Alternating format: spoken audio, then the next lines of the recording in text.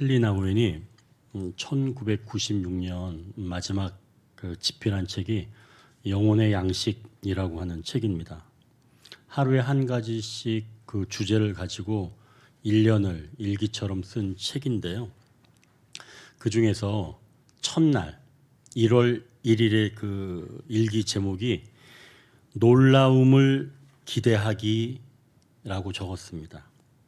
그날의 일기 내용을 한번 우리가 짧으니까 같이 한번 들어보십시오.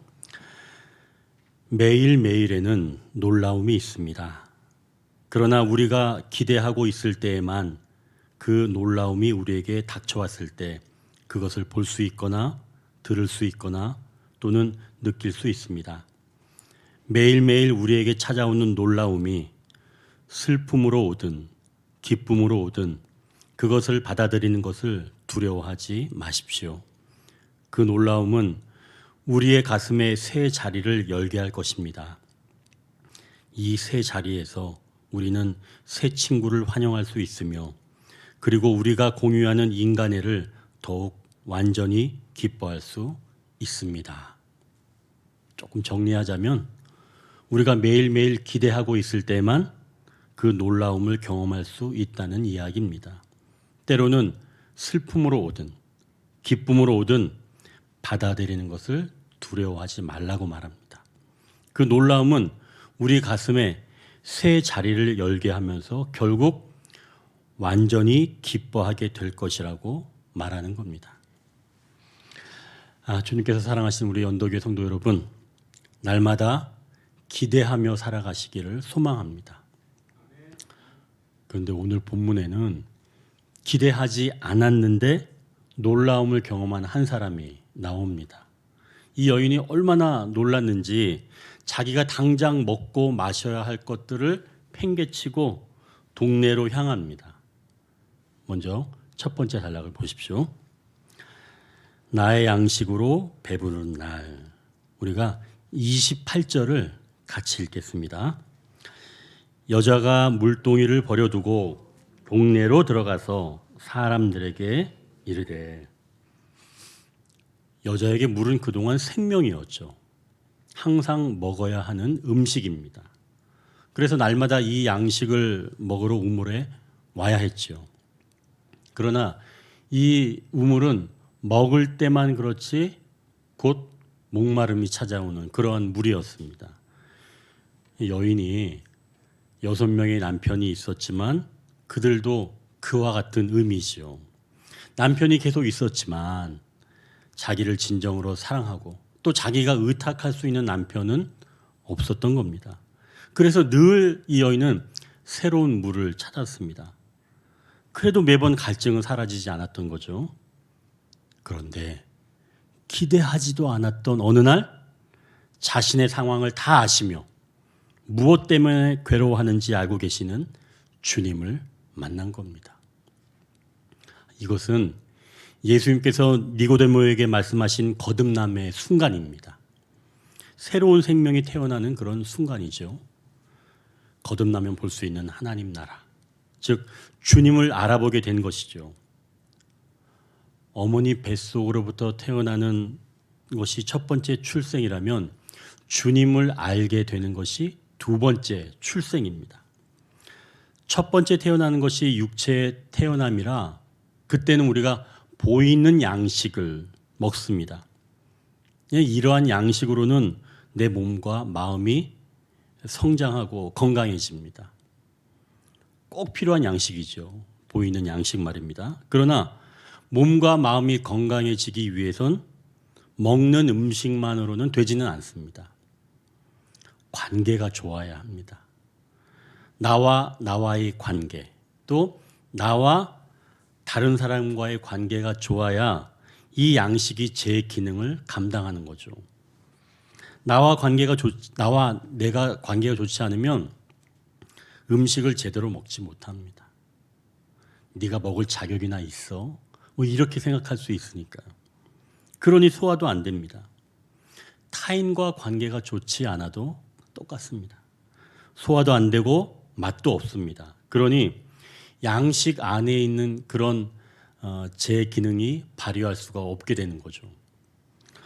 그런데 사마리아 여인이 주님을 만나 생명의 양식을 먹으면서 그동안 막혀있던 관계를 뛰어넘기 시작한 겁니다.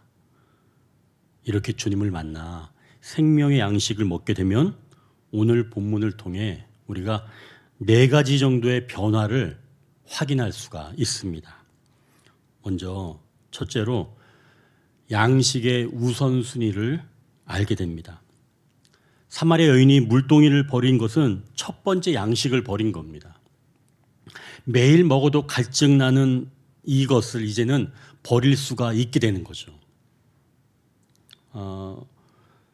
물론 이제 이걸 첫 번째 양식, 그러니까 두 번째 태어난다고 해서 첫 번째 양식을 이제는 안 먹어도 된다, 그거는 아닙니다. 첫 번째 양식을 오히려 더 맛있게 잘 먹기 위함입니다. 아니, 잘 먹는 것뿐만이 아니라 양식이 본래 갖고 있는 그런 기능을 더 잘 감당하게 하죠. 몸과 마음이 건강해지는 건 말입니다. 이게 두 번째 양식을 먹어야지만이 그런 기능을 더 잘할 수 있다는 겁니다. 그리고 그래야지만이 첫 번째 양식에 매이지 않는 것이죠. 기름진 것을 먹지 않고 이제는 채소만 먹어도 든든할 수가 있는 겁니다. 위로부터 온 생명의 양식을 먹고 나면 그때부터는 육체의 양식에 목매지 않는 겁니다. 대단한 것을 먹지 못한다고 하더라도 섭섭하거나 그렇지 않다는 거죠. 자, 이제 두 번째 변화를 보십시오. 두 번째 변화를 보니까 막혀있던 곳을 뛰어넘는 겁니다. 그동안 넘지 못했던 곳으로 넘어설 수가 있는 겁니다. 이 두 번째 양식을 먹게 되면 말이죠. 여러분, 사마리아 여인이 물동이를 버리고 어디로 향했습니까? 28절 보면 동네로 들어간 것을 알 수가 있죠. 첫 번째 양식으로는 할 수 없는 일을 두 번째 양식, 즉 거듭나서 주님을 만나고 대면하는 그러한 양식을 먹게 되면 원래 하고 싶었던 일을 진정으로 할 수 있게 된다는 말씀입니다. 그녀는 그동안 진정으로 동네 사람들과 화평하기를 원했습니다.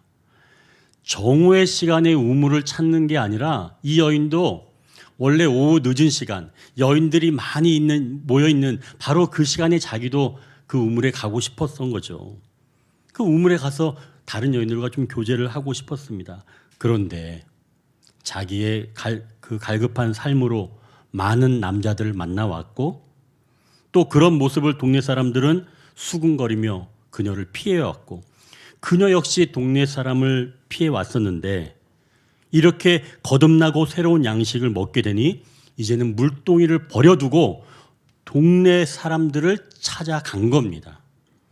이것이 거듭남의 힘이며 진정한 양식이 주는 힘인 것이죠. 그동안 가로막힌 것을 무너뜨리며 다가가게 하고 회복시켜주는 겁니다. 새로운 생명의 양식을 먹게 되면 그래서 옆으로 막혀있던 담이 무너지는 줄 믿습니다. 이제 세 번째 변화를 보십시오. 우리가 29절을 같이 읽겠습니다. 내가 행한 모든 일을 내게 말한 사람을 와서 보라. 이는 그리스도가 아니냐 하니. 사마리아 여인은 예수님이 자기가 행한 모든 일을 자기에게 말했다고 이 동네 사람들에게 말하는 겁니다. 그동안 이 여인이 많은 남자를 만나왔었죠. 그러나 늘 만족할 수가 없었습니다. 첫 번째 남자도 두 번째 남자도 결함이 있었던 거죠. 이렇게 6명을 남편으로 두었으나 만족할 수 없었습니다. 그래서 지금의 남편도 남편으로 생각하지 않았고 또 정식적으로 결혼한 그런 상황이 아닐 수도 있는 거죠. 여인은 자기 삶은 이제 이대로 끝났다라고 생각했을 것입니다. 그냥 이렇게 살다 가면 되지 말이죠. 동네 사람들이 보기에 이 여인은 사실은 피하고 싶은 그런 대상이며 손가락질 받을 여인이었습니다. 여인도 그것을 알기에 자기의 일을 누군가에게 말하는 것은 생각할 수가 없는 일이었습니다. 그런데 예수님이 지금 이 여인의 삶을 안다고 말씀하시는 겁니다. 여인은 자기의 모든 삶을 알고 예수님이 그것을 받아주셨다는 것을 알게 되었습니다. 수치심은 이때 넘어서는 겁니다.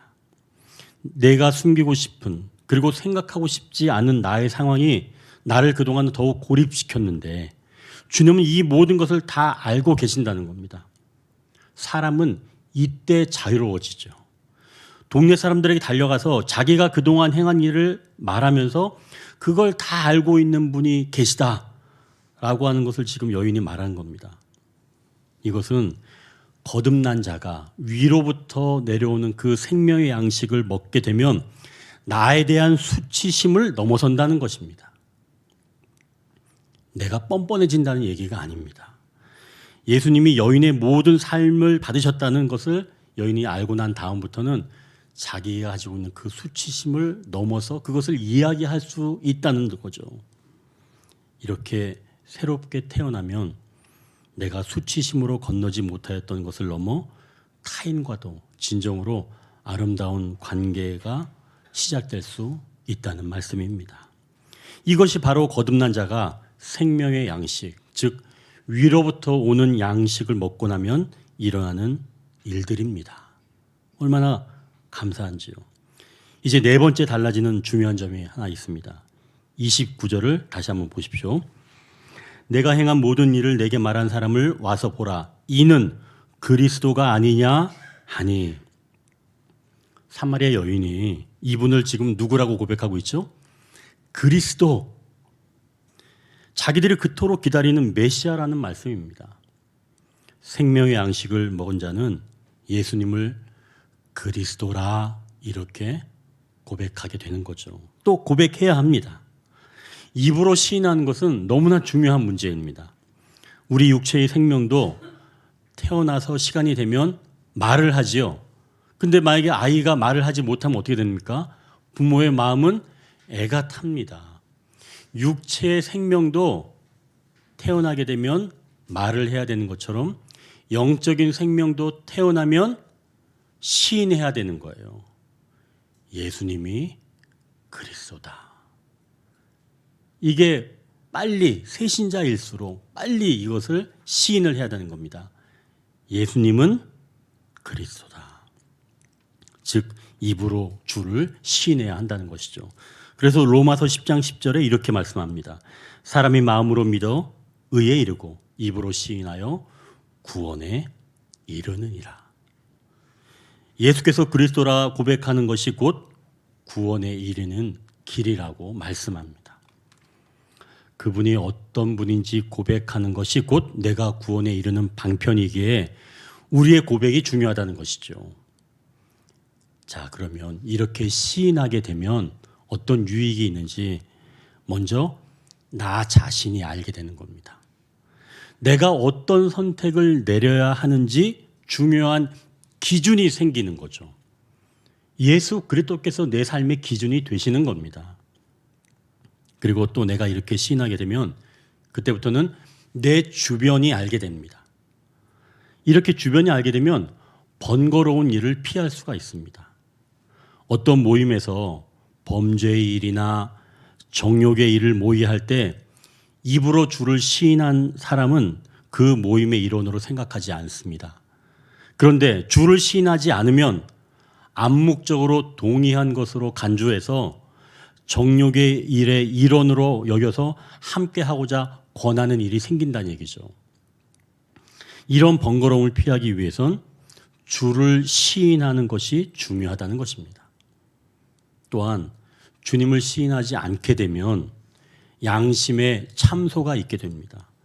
이 요한복음 12장에는 이 바리새인들 때문에 예수님을 믿어도 드러내지 못하는 사람들을 보여줍니다. 이것은 유대인의 무리에게서 출교당할까 봐 두려워서 그렇게 하지 못하였다고 말씀하는데요.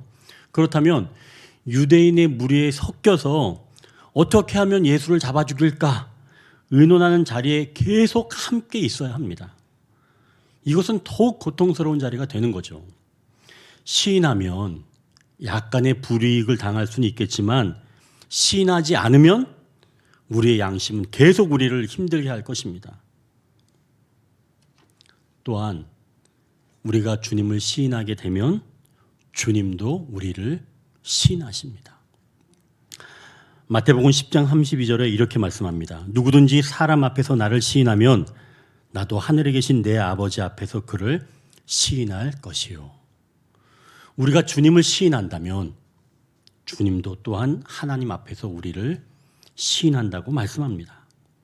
성도 여러분, 이제 우리의 입술로 주님을 시인하기를 원합니다. 우리 같이 한번 고백하실까요? 나는 예수 그리스도를 믿는 자입니다. 너무 중요하니까 한 번만 더. 나는 예수 그리스도를 믿는 자입니다. 어디 앞에서 하라고요? 내 주변 사람들 앞에서도 이것을 선언하는 겁니다. 이렇게 시인하면 그냥 헛도로 보낸 인생이 아니라 하나님께서 책임져 주시는 인생이 되는 줄 믿습니다. 자, 그럼 이제 우리가 첫 번째 단락을 좀 정리한다면 이게 하늘의 양식, 생명의 양식을 먹게 되면 크게 네 가지 변화가 일어난다고 말씀드렸죠.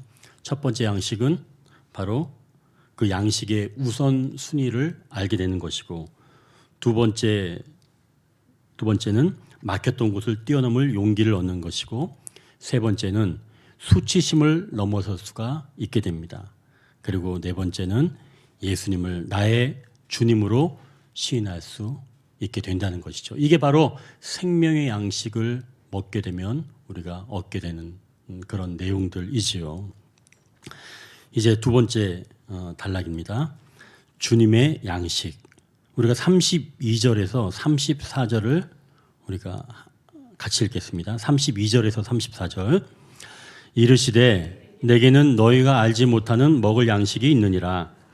제자들이 서로 말하되 누가 잡수실 것을 갖다 드렸는가 하니 예수께서 이르시되 나의 양식은 나를 보내신 이의 뜻을 행하며 그의 일을 온전히 이루는 이것이니라. 아멘. 이 제자들이 지금 동네에서 양식을 구해와서 예수님께 드시라고 하였지만 예수님은 내게는 너희가 알지 못하는 양식이 있다 라고 하십니다. 아니, 마치 가나의 혼인잔치에서 이 연회장이 물로 된 포도주를 맛보고도 어디서 왔는지 알지 못했던 것처럼 아직은 제자들도 이 양식이 어디서 왔는지 알지 못하는 거죠. 그러니 제자들은 땅의 양식인 줄 알고 누가 가져다 드렸지? 라고 서로 묻는 겁니다. 이때 예수님이 그 양식은 곧 하나님의 뜻을 행하며 이루는 것이라고 말씀하는 겁니다. 예수님에게 양식은 보내신 분, 즉 하나님의 뜻을 행하며 온전히 이루는 것이라고 말씀합니다.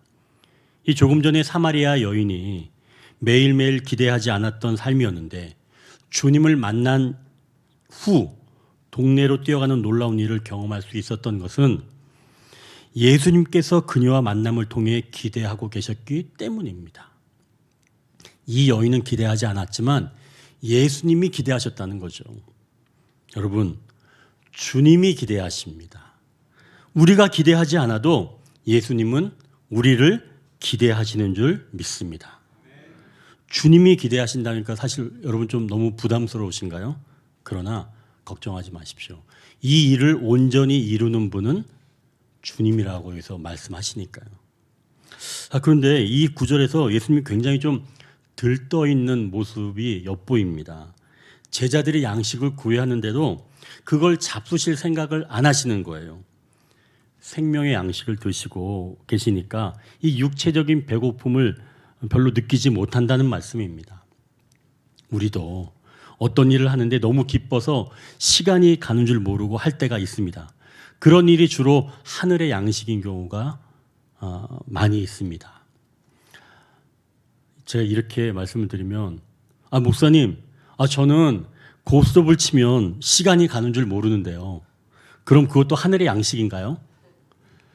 그러니까 시간이 가는 줄 모른다고 다 하늘의 양식이 아니라 일이 끝날 때도 너무나 기뻐서 나도 그렇고 다른 사람도 그렇고 모두가 기뻐하면 그렇다는 거죠. 고스톱이야 한 사람만 기쁘죠. 딴 사람 말입니다. 이런 사람은 별로 기쁘지 않잖아요. 오늘 주님은 보내신 이의 뜻을 행한다고 하실 때 영혼을 살리시는 일을 하셨습니다.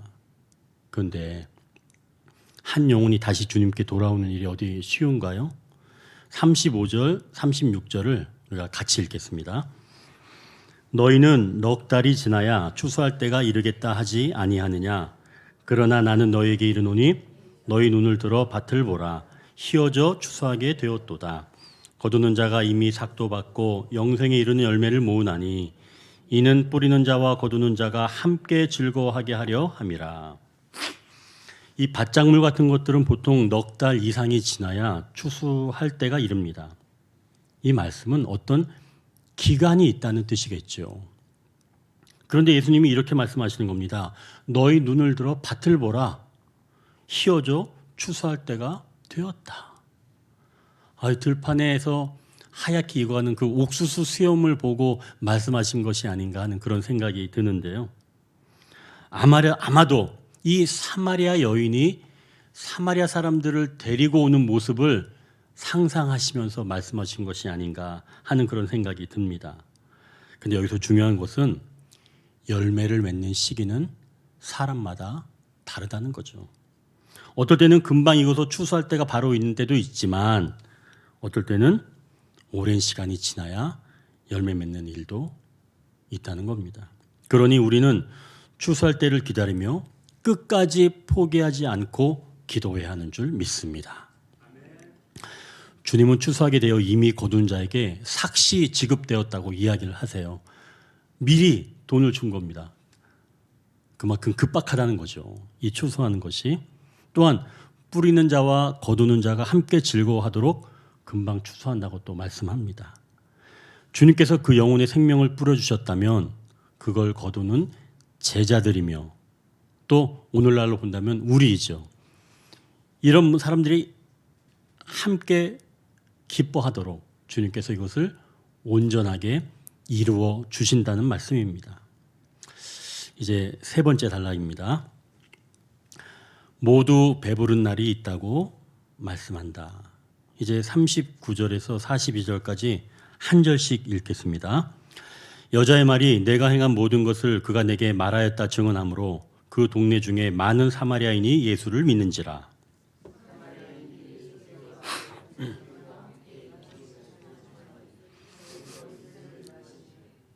예수의 말씀으로 말미암아 믿는 자가 더욱 많아.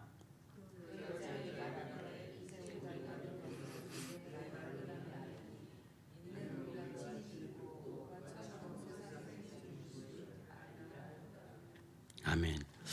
여러분 지금 읽는 이 구절의 장소가 어딘지 혹시 기억하세요? 이곳은 사마리아에 있는 수가성입니다. 그리고 예수님께서 지금 유하고 계시는 곳이니까 아마 어느 집이겠죠. 여기는 그러면 어떤 사람들이 지금 있을까요? 첫 번째로는 사마리아인들이 있겠죠.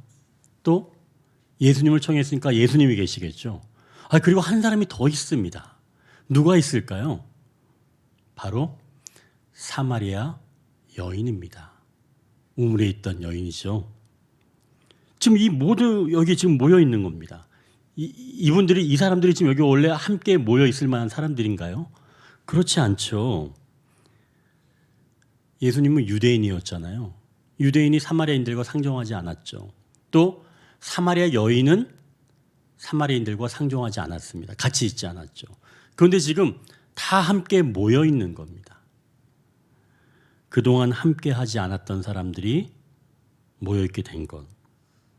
이것은 예수님이 사마리아의 수가성에 오셔서 사마리아 여인을 만나셨고 그가 생명의 양식을 먹게 된 이후에 그가 그 담을 넘어서 사마리아 사람들에게 찾아갔고 그래서 동네 사람들이 그 이야기를 듣고 예수님에게 다가와서 이제는 말씀을 듣고 다 한데 모여 있게 된 겁니다. 굉장히 놀라운 사건이죠. 전혀 같이 어울리지 못할 사람들끼리 지금 다 모여 있는 겁니다. 오늘날 교회 같지 않을까요? 다 모여 있는 거죠. 자, 이제 이 생명의 양식이 어떻게 나타나는지 우리가 좀 살펴봐야 될 필요가 있습니다.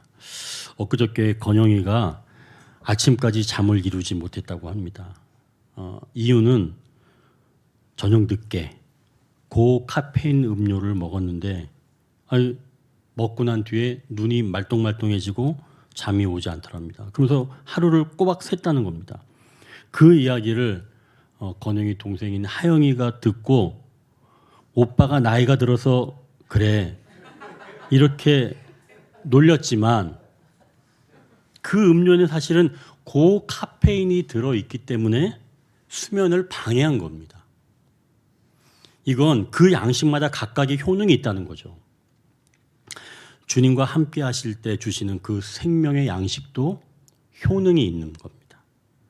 40절을 보면 사마리아인들이 예수님께 함께 유하시기를 청했다고 말씀합니다. 생명의 양식을 먹으면 이렇게 교제가 즐거워지는 겁니다. 주님과 더 깊은 교제를 원하는 거죠. 성도 간의 교제도 그렇습니다. 한담하는 그런 교제가 아니라 주님이 함께 하시는 교제입니다. 그런 교제는 계속 누리고 싶어 하는 거죠. 이것은 주님께서 삼위일체 하나님의 풍성한 교제를 가지고 계시기에 그렇다는 거죠. 그러니 생명의 양식에는 주님의 속성들이 담겨 있다는 말씀입니다. 어디 이뿐인가요? 42절을 보십시오. 사마리아인들이 예수님의 말씀을 친히 듣고 참으로 세상의 구주라고 시인합니다. 생명의 양식을 먹으면 눈이 떠져서 주님이 어떤 분인지 알아보는 겁니다. 눈이 밝아지는 거죠. 자, 그러면 사마리아 여인은 생명의 양식을 먹고 어떻게 변화되었나요? 아까 우리가 4가지 살펴봤죠. 첫 번째는 양식의 순서를 안다고 했죠. 하늘의 양식이 있고 나서 육체의 양식이 있다는 것을 알게 되는 거죠. 두 번째는 막힌 그런 곳을 뛰어넘을 용기를 얻는다 그랬죠. 셋째는 수치심을 넘어설 수 있다 그랬죠. 넷째는 예수님을 나의 주님으로 시인할 수 있다고 했죠. 근데 여러분 궁금하지 않으세요? 생명의 양식에 어떻게 이런 성분이 들어가 있을까? 이것은 예수님이 이 땅에서 다 겪으신 일들입니다. 첫 번째 예수님이 양식의 우선순위를 알게 하신 것도 예수님도 마귀에게 이끌려 첫 번째 시험을 받으실 때 밤낮으로 금식을 한 그런 상태이셨는데 마귀가 이 돌들로 떡덩이가 되게 하라 라고 하였지만 예수님은 마귀에게 사람이 떡으로만 살 것이 아니요 하나님의 입으로부터 나오는 말씀으로 살 것이라 하셨습니다. 그러니까 우선순위를 벌써 알려주신 거죠. 그것을 친히 겪으시고 나신 겁니다. 그래서 생명의 양식에는 그 효능이 들어가 있다는 거죠. 두 번째 변화인 막힌 곳을 뛰어넘을 용기가 담겨 있는 것은 예수님께서 이 땅에 오신 것, 그것이 곧 막힌 것을 뛰어넘어 오신 사건입니다. 또한 예수님께서 다른 사람들은 피하는 그 사마리아로 가신 것도 매한가지죠. 그러니 예수님이 주신 생명의 양식에는 이런 성분이 들어있다는 겁니다. 또한 세 번째, 사마리아 여인이 수치심을 넘어설 수 있는 것은 예수님께서 십자가에서 수치심을 견디고 승리하셨기 때문입니다. 인간들 앞에 벗겨진 채 십자가에 달리셨을 때 그 수치심을 예수님은 피하실 수 있었습니다. 하지만 예수님은 그것을 피하지 아니하시고 다 받아내시고 승리하셨기에 우리가 생명의 양식을 먹게 되면 수치심을 넘어설 수 있는 것이죠. 더 이상 우리에게는 그런 것들이 수치심이 아닌 겁니다. 네 번째, 예수님을 나의 주님으로 시인할 수 있게 된 것은 십자가에서 모든 사람들이 예수님을 부인하였고 심지어 하나님마저도 예수님을 부인하심으로 예수님이 죽음의 길로 가셨지만 결국엔 승리하심으로 이제는 모든 자들이 시인할 수 있는 길을 열어놓으셨다는 것입니다. 우리를 배부른 자들이 되게 하시려고 주님은 십자가에서 굶주리셨다는 것이죠. 이게 역설입니다. 우리는 생명의 양식을 먹는 성도들입니다. 더 많이, 더 자주 먹어야 합니다. 이 양식이 우리 모두를 배부르게 한다면 그 안에는 주님의 배고픔이 있다는 사실을 우리가 알게 되었습니다. 기쁨 가운데 슬픔이 녹아 있다는 그러한 사실을 이제는 우리도 알게 됩니다. 슬픔이 슬픔에서 끝나지 않고 주님께서 그 슬픔을 기쁨으로 변화시켜 주셨다는 것을 알게 되는 거죠. 이제 우리가 처음에 나누었던 헨리 나우엔의 그 첫날 일기를 이해할 수 있습니다. 첫날 일기가 이랬습니다. 매일매일에는 놀라움이 있습니다. 매일매일 우리에게 찾아오는 놀라움이 슬픔으로 오든 기쁨으로 오든 그것을 받아들이는 것을 두려워하지 마십시오. 처음 아마 이 일기를 들으셨을 때 매일매일 놀라움이 닥쳐올 때 슬픔으로 오는 놀라움까지 기대한다는 것에 아마 못마땅하셨을 줄 압니다. 그런데 예수님께서 이 모든 놀라움을 생명의 양식으로 완전한 기쁨이 되게 하시는 것을 우리가 보았습니다. 그러니 우리도 매일매일 놀라움을 기대하며 이제는 살 수 있지 않을까요? 그것이 슬픔이라도 말입니다. 그것은 바로 우리가 이제는 생명의 양식으로 배부른 자가 되었기 때문입니다. 이제 오늘은 헨리 나우엔의 두 번째 날 일기로 마치겠습니다. 기쁨과 슬픔은 결코 떨어져 있는 것이 아닙니다. 매우 아름다운 경치를 보고 우리의 심장이 기뻐 용솟음 칠 때 우리는 그것을 보지 못하는 친구를 아쉬워하게 됩니다. 그리고 우리가 슬픔으로 가득 차 있을 때 진정한 우정이 무엇인가를 발견할 수 있습니다. 기쁨은 슬픔 속에, 그리고 슬픔은 기쁨 속에 숨겨져 있습니다. 말씀을 정리합니다. 나의 양식이 있습니다. 이 생명의 양식을 먹으면 변화가 일어납니다. 주님의 양식은 하나님의 뜻을 행하며 온전히 이루는 것입니다. 기대하며 살아가는 오늘은 모두가 배부른 날이라고 말씀합니다. 기도하겠습니다.